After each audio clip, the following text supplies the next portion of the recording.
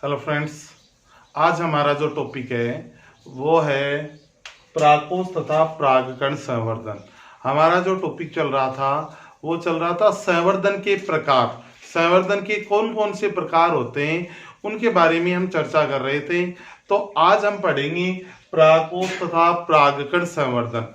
सबसे पहले हम बात करते हैं कि जो परागकण होते हैं वो नर युग्मोद्भिद की संरचना है। जो पुष्प पाए जाते हैं उसमें नर युग्मोद्भिद की जो प्राथमिक अवस्था है वो कह सकते हैं इसको। पराकोष है वो दीपाली संरचना होती है जिसके अंदर परागकण है वो पाए जाते हैं। पराकोष और परागकण के संवर्धन के द्वारा नए पादपों का निर्माण है वो किस प्रकार से किया जाता है, इसके बारे में हम चर्चा करेंगे। सबसे पहले पराकोष व परागकणों के संवर्धन द्वारा अगुणित पादपों का निर्माण है वो किया जाता है। सर्वप्रथम 1964 में भारतीय वैज्ञानिक शिप्रा गुआ मुखर्जी तथा सचिन चंद्र माहेश्वरी ने धतूरे के पादप में परागकण और परागकोष का क्या करवाया, संवर्धन है वो करवाया था। किस प्रकार से संवर्धन करवाया, देखो इसको हम सिंपल भाषा में पढ़ते हैं। ये एक पादप है, धतूरे का पादप है, ये गमला है, इस गमले के अंदर ये पादप लगा हुआ है। ये पादप जो लगा हुआ है वो कौन सा पादप है, धतूरे का पादप है वो लगा हुआ है। इस धतूरे के पादप से हमने क्या किया, यहाँ धतूरे के पादप से हमने पुष्प है उसको पृथक किया। किसको पृथक किया, पुष्प को पृथक करते हैं। ठीक है, हम क्या करते हैं, एक तरफ तो इसके परागकोष को लेते हैं, इसको लेते हैं परागकोष, ठीक है, और दूसरी तरफ है हम लेते हैं इसके परागकण। क्या लेते हैं, परागकण।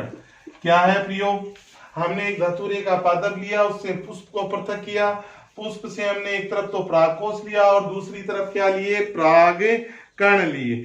अब हम क्या करवाते हैं, जो परागकोष हमने लिए हैं उन परागकोष का हम क्या करवाते हैं, संवर्धन करवाते हैं। संवर्धन करवाने के लिए हमें यहाँ पर द्रव्य माध्यम में वो काम में लिया। कौन सा माध्यम काम में लिया, द्रव्य माध्यम में वो काम में लेते हैं। इधर ये जो परागकण है इनका संवर्धन करवाने के लिए हमने यहाँ भी द्रव्य माध्यम में वो काम में लेते हैं। इनका संवर्धन करवाने के लिए, परागकण का संवर्धन करवाने के लिए परागकण का यहाँ पे हम संवर्धन करवाते हैं तो यहाँ क्या प्राप्त होता है, हमें पहले तो केलस बनेगा। ही केलस से क्या बनेगा, पराग भूरण बनेगा। क्या बनेगा, पराग भूरण बनेगा और पराग भूरण से क्या बन जाएगा, पादप। पराग भूरण से क्या बन जाएगा, अगुणित पादप। कौन सा पादप बनेगा, अगुणित पादप का निर्माण है वो हो जाएगा। इसी प्रकार यहाँ जो परागकोष है इस परागकोष से सबसे पहले अगुणित भूरण, अगुणित क्या बनेगा, भूरण बनेगा। अगुणित भूरण है, अगुणित भूरण से बन जाएगा अगुणित पादप बन जाएगा। और इस अगुणित पादप है इसका कोल्चिशील रसायन के द्वारा इसको उपचारित करते हैं तो ये पादप कन्वर्ट हो जाता है द्विगुणित पादप में। इसमें कन्वर्ट हो जाएगा, द्विगुणित पादप में वो कन्वर्ट हो जाएगा। यानी कहने का मतलब सिंपल सा इतना ही है, परागकोष और परागकण के संवर्धन के द्वारा अगुणित पादपों का निर्माण है वो किया जाता है। कौन से पादपों का, अगुणित पादपों का निर्माण है वो किया जाता है। इस तकनीक का उपयोग कर पादप प्रजनन में शुद्ध वंश क्रम है वो प्राप्त किया जाता है। सोलेनेसी कुल के पादपों से सबसे अधिक अगुणित पादप हैं वो विकसित किए जा सकते हैं। ठीक है, तो ये संवर्धन का प्रकार था, परागकोष तथा परागकण संवर्धन। अब इसके बाद में अगला पॉइंट है, हम लेते हैं संवर्धन के प्रकारों में जो पॉइंट आता है, संवर्धन के प्रकारों में वो आता है पांचवा पॉइंट, कोशिका निलंबन संवर्धन। पांचवा पॉइंट आता है कोशिका निलंबन संवर्धन। कोशिका निलंबन संवर्धन, ठीक है। कोशिका निलंबन संवर्धन होता क्या है, देखो तरल माध्यम में कोशिकाओं के संवर्धन को निलंबन संवर्धन कहा जाता है। निलंबन संवर्धन द्वारा व्यावसायिक स्तर पर जैव सक्रिय अणु तथा द्वितीय उपापचय का निर्माण किया जाता है। ठीक है, मतलब इसमें क्या किया जाता है, तरल माध्यम में कोशिकाओं का संवर्धन है वो करवाया जाता है। छठी जो विधि आती है जीव द्रव्यक संवर्धन, जीव द्रव्य के संवर्धन, जीव द्रव्य के संवर्धन। जीव द्रव्यक संवर्धन की विधि क्या होती है, देखो जीव द्रव्य के संवर्धन पादप कोशिका को सेल्यूलोज, हेमीसेल्यूलोज, पेक्टिसेल्यूलोज आदि एंजाइमों से उपचारित कर कोशिका भित्ति को हटाया जाता है। अब इस कोशिका भित्ति रहित पादप कोशिकाओं को तरल माध्यम में तथा बाद में ठोस माध्यम में संवर्धित करवाते हैं तथा पादपों का निर्माण किया जाता है। जीवद्रव्यक संवर्धन कहा जाता है। जीवद्रव्यक संवर्धन का उपयोग हाइब्रिड के निर्माण में किया जाता है। यानी कहने का मतलब है जीवद्रव्यक संवर्धन का मतलब ये होता है कि जो प्लांट सेल है उसको विभिन्न एंजाइमों की सहायता से उसका पाचन किया जाएगा। पाचन करने के बाद में उसके क्या किया जाएगा, पाचन करने के बाद में उसका तरल माध्यम में और तरल माध्यम के बाद में ठोस माध्यम में उसका संवर्धन करवाया जाता है और जिसके द्वारा क्या हो जाता है, नए पादप का निर्माण। इस विधि को बोलते हैं जीवद्रव्य के संवर्धन विधि है वो कहा जाता है। उसके बाद में हम आगे बात करते हैं कि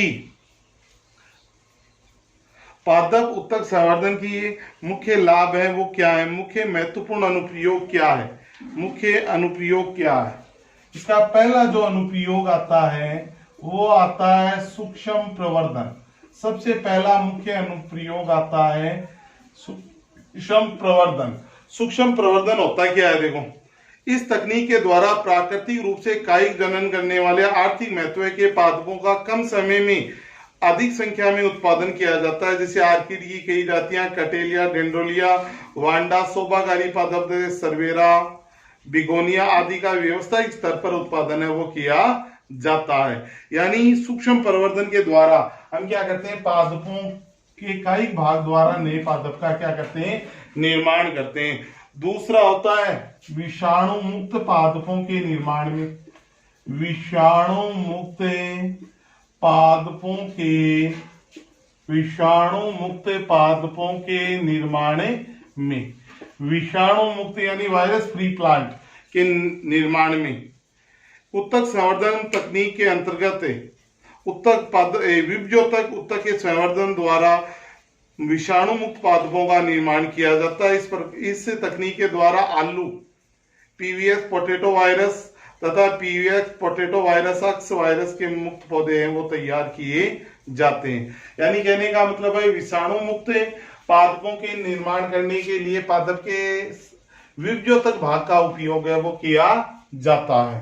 फिर तीसरा पॉइंट आता है कृत्रिम बीज उत्पादन में उत्तक संवर्धन तकनीक के अंतर्गत कायिक कोशिकाओं के संवर्धन द्वारा कायिक भ्रूण का निर्माण किया जाता है। कायिक भ्रूण के संपुटीकरण द्वारा कृत्रिम बीजों का उपयोग है वो किया जा सकता है।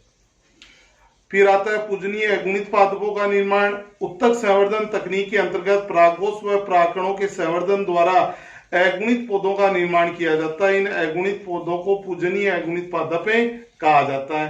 फिर आता है त्रिगुणित पादप संवर्धन। त्रिगुणित पादप संवर्धन यानी त्रिगुणित पादपों के निर्माण के लिए पादप के भ्रूणपोष का उपयोग किया जाता है।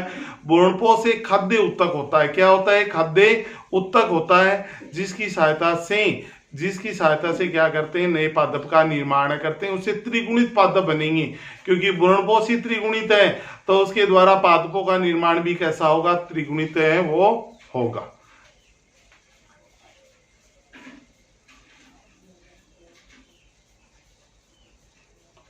तो आज का जो वीडियो था उसमें संवर्धन के प्रकारों के बारे में हमने चर्चा की है।